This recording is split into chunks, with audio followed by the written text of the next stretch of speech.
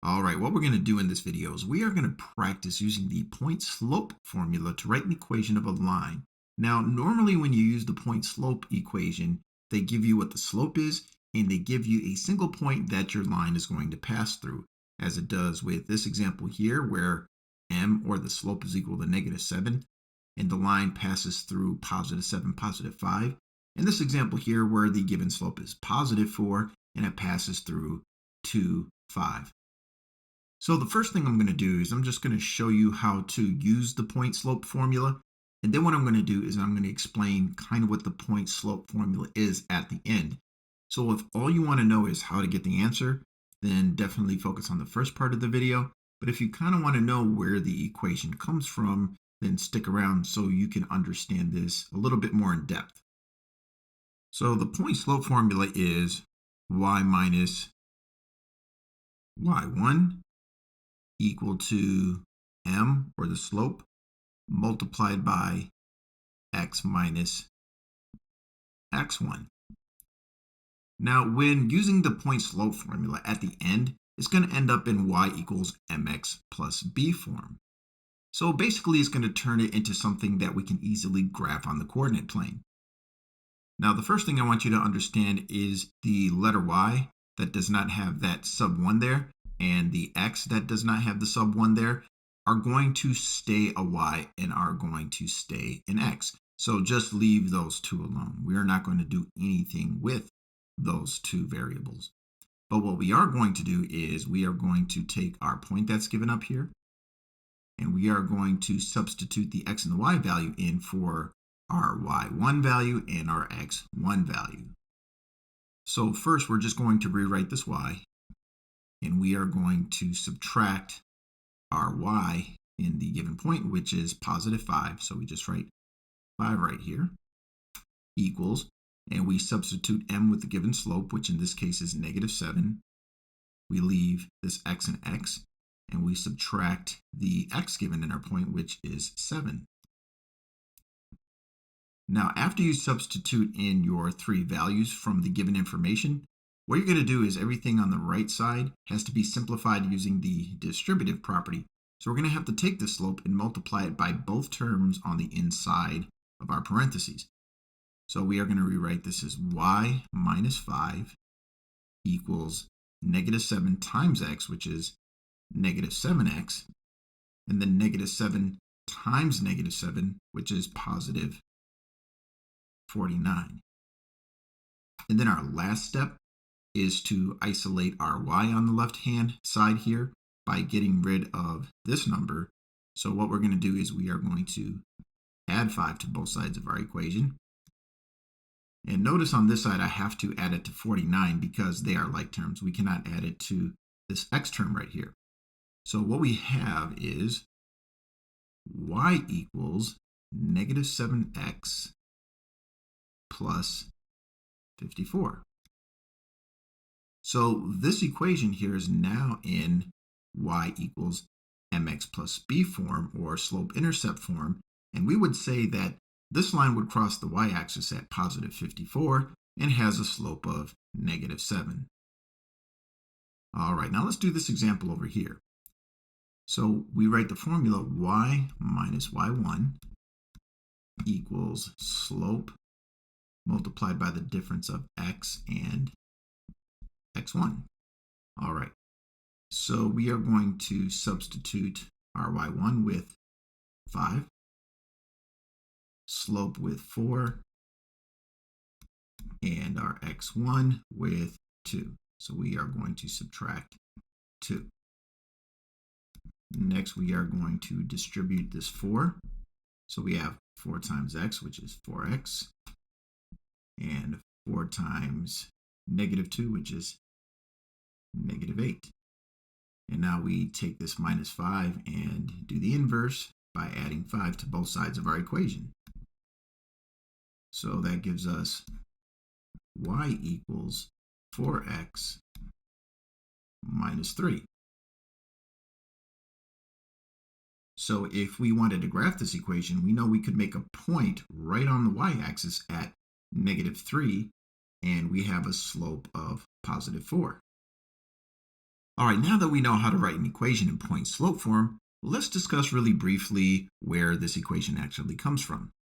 It actually comes from the equation m equals y2 minus y1 over x2 minus x1, which is our formula from slope.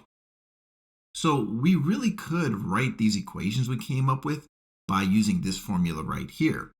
But if we do it in this form, this is really a more difficult way to come about your equation. Using it in this form right here is much easier than it is in this form.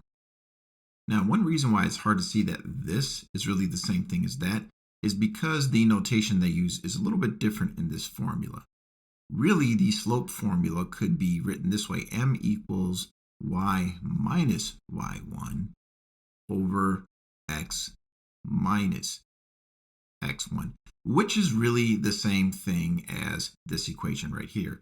We're finding the difference of two different y values on the top, or the change in y over the change in x's, the difference between two x's for your denominator. And this is really the same thing right here. Sometimes you could see the slope formula written this way.